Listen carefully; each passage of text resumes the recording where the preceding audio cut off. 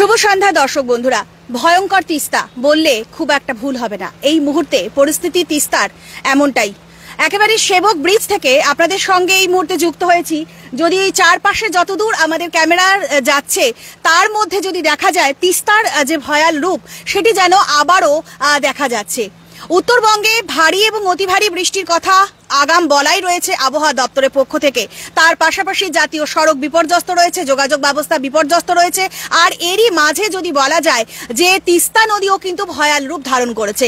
কোথাও না কোথাও আরও একটি বিষয় অবশ্যই বলতে হয় যে যেটা বিশেষজ্ঞরা বলছেন যে তিস্তা নদীর এই মুহূর্তে নাব্যতা অনেকটাই কমে গিয়েছে। বিশেষ করে সিকিম বিপর্যয়ের পরে যেভাবে পলি মাটি এসে তিস্তায় জমা করেছে, তিস্তার গর্ভে জমা করেছে, তার জেরে কিন্তু তিস্তার নাব্যতা হারাচ্ছে। আর যার জেরে প্রবল বর্ষণের কারণে তিস্তার এই মুহূর্তে যে রূপ সেটা আপনাদের সামনে কিন্তু একেবারে সরাসরি সেবকের থেকে বা সেবক রেল ব্রিজ থেকে আপনাদের সঙ্গে আমরা তিস্তার সেই ভয়াল রূপ আপনাদের সঙ্গে আমরা ভাগ করে নিচ্ছি। তো এই মুহূর্তে যে পরিস্থিতি রয়েছে দেখুন যে চতুর্দিকে যদি দেখা যায় যে শুধুমাত্র জলস্ফীতির যে চেহারা সেটাই কিন্তু একেবারে প্রকাশ পাচ্ছে। তার পাশাপাশি যদি বলা যায় বেশ কিছু স্থানে নতুন করে ধস নামার যে ঘটনা সামনে এসেছিল সেই ধস সরানোর কাজ ইতিমধ্যে শুরু করা হয়েছে প্রশাসনের তরফে। তবে তিস্তার যে ভয়াল রূপ এই মুহূর্তে সেই রূপ কিন্তু সময় যত এগোচ্ছে তত যেন আরো বেশি করে দেখা দিচ্ছে। তবে একটি বিষয় অবশ্যই আপনাদেরকে আরো না বললেই নয়, যেটা একটু আগে বললাম যে সিকিম বিপর্যয়ের পরে তিস্তার নাব্যতা কিন্তু অনেকটাই কমেছে। কারণ যে পলি মাটি বা যে সমস্ত মাটি ধুয়ে তিস্তার গর্ভে এসে জমা হয়েছে তার জেরে কিন্তু তিস্তা নাব্যতা হারাচ্ছে। আর সব মিলিয়ে তিস্তার জলস্ফীতি এই মুহূর্তে যথেষ্টই যে অনেকটাই বৃদ্ধি পেয়েছে সেটা বলাই বাহুল্য। তবে এর কারণে আরো একটি বোধহয় কারণ রয়েছে যে কোথাও না কোথাও যে উত্তরবঙ্গের যে ভারী বা অতি ভারী বৃষ্টির কথা যেটা উল্লেখযোগ্যভাবে বলা রয়েছে সেটিও কিন্তু এর মধ্যে পড়ছে এবং স্বাভাবিকভাবেই প্রশাসনের সব দিকে নজর রয়েছে এবং প্রশাসন নজর রাখছে।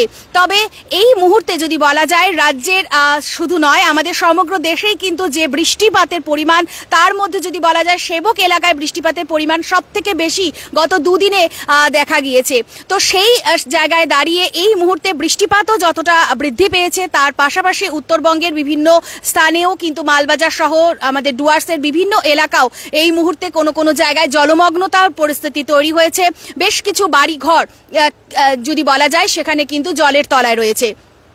তো একবার তিস্তার যে রূপ রয়েছে সেটি আপনাদের সঙ্গে আমরা এই মুহূর্তে একেবারে সেবকের যে ব্রিজ রয়েছে অর্থাৎ সেবক যে রেল ব্রিজ রয়েছে রেল ব্রিজ থেকে আপনাদের সঙ্গে আমরা যুক্ত হয়েছি।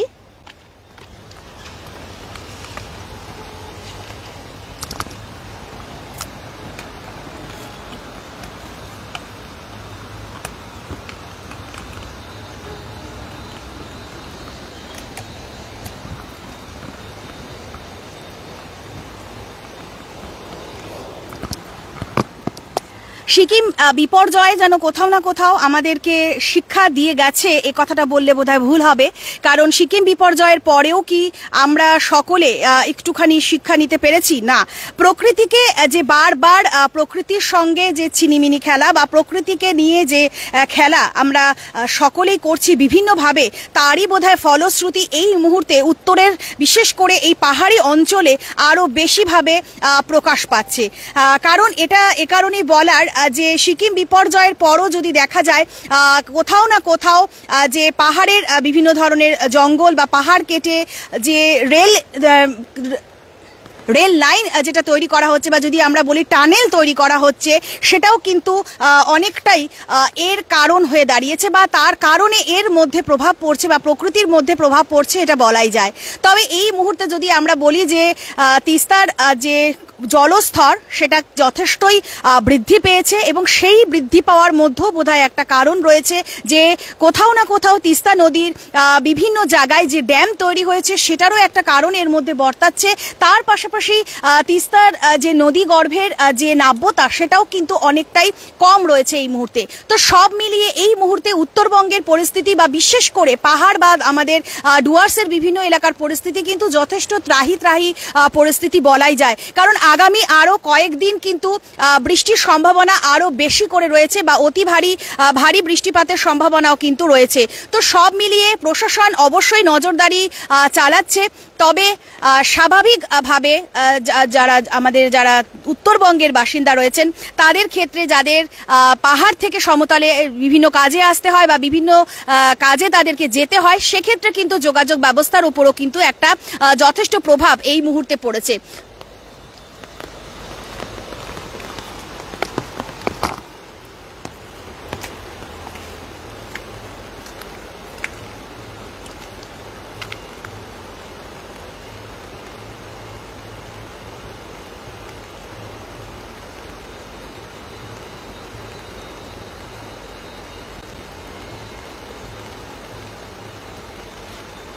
আর এরই পাশাপাশি আরো একটা আপডেট আপনাদের সঙ্গে আমরা তুলে ধরবো যে সমগ্র রাজ্য জুড়েই কিন্তু এই মুহূর্তে দক্ষিণ পশ্চিম মৌসুমী বায়ু ঢুকে পড়েছে। আর যার জেরে কিন্তু একেবারে আমাদের সমগ্র রাজ্যে উত্তর থেকে দক্ষিণ সর্বত্রই কিন্তু বৃষ্টি অর্থাৎ প্রবল বৃষ্টির সতর্কতা রয়েছে।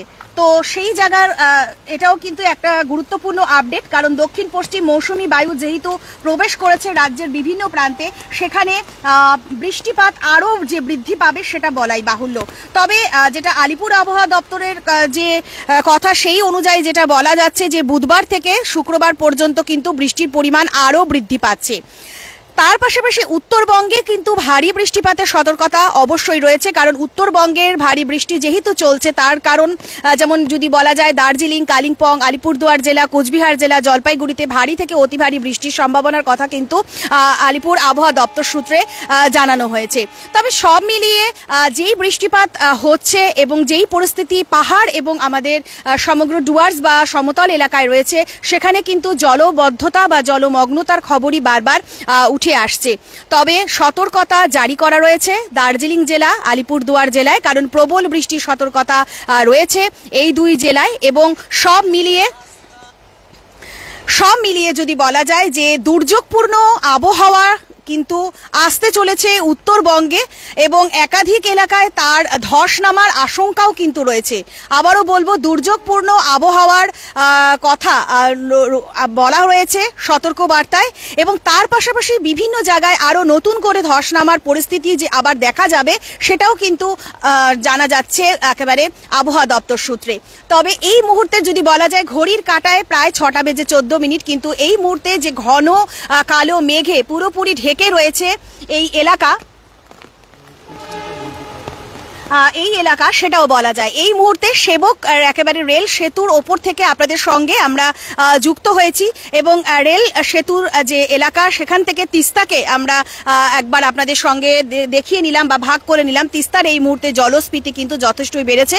তবে নতুন করে শুধু তিস্তা বলে নয়, রাজ্যের বিভিন্ন প্রান্তের যে নদীগুলো রয়েছে বা উত্তরের বিভিন্ন যে নদীগুলো রয়েছে সেটির কিন্তু জলস্ফীতি অনেকটাই বৃদ্ধি পেয়েছে এবং পাহাড়ের পরিস্থিতিও কিন্তু যথেষ্ট উদ্বেগজনক রয়েছে এই মুহূর্তে।